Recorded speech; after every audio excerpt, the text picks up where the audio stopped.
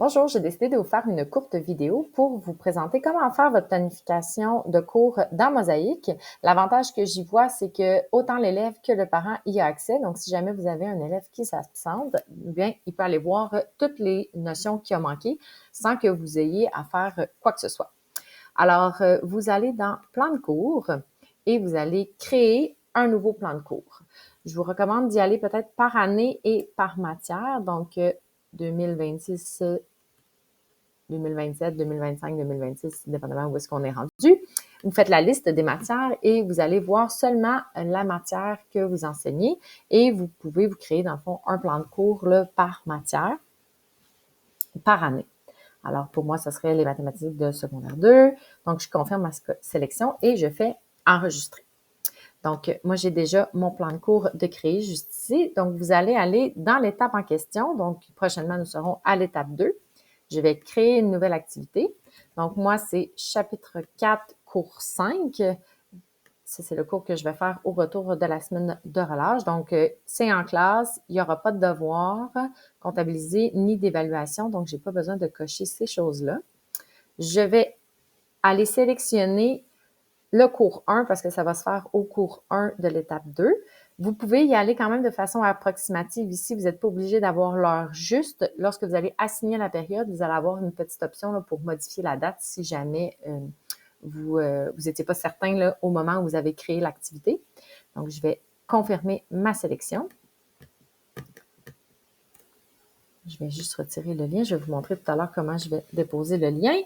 Ici, je vais poser ma planification. Donc, nous allons faire les notes de cours de la page 10, sommet, exercice et quelques documents là, qui vont être faits aussi durant la période. Ensuite, je fais enregistrer.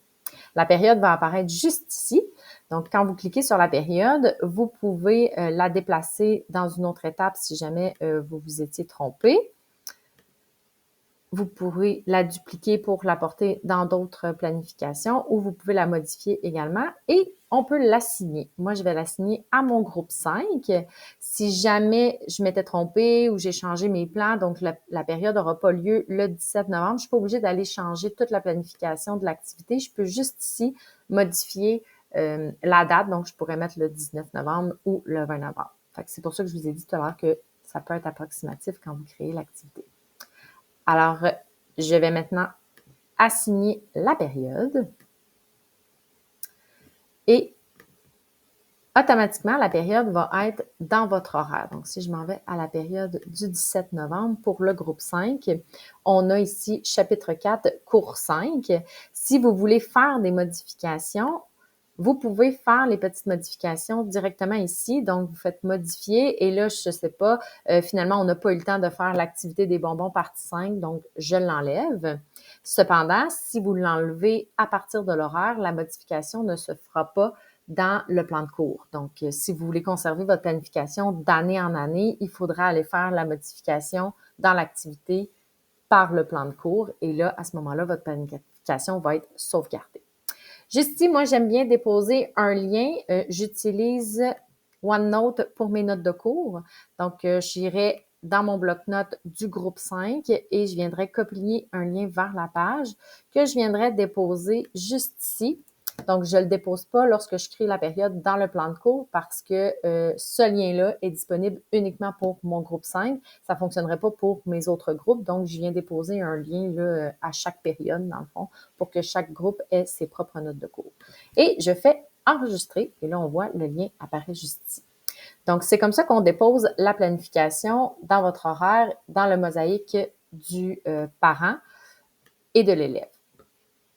Si jamais je change mes plans et je souhaite supprimer cette activité-là pour pouvoir en déposer une autre, il faut que je passe par le groupe 5 dans l'espace planification. Je m'en vais à l'étape 2 et je vais cliquer sur les 3 petits points de l'activité que je vais supprimer, juste ici. Et là, l'activité, elle est supprimée dans la planification du groupe. L'activité va toujours être dans mon plan de cours, par contre. Donc, si je retourne dans mon plan de cours, à l'étape 2, l'activité, elle est toujours là. Je ne l'ai pas supprimée. Donc, voilà comment on peut créer une activité dans Mosaïque.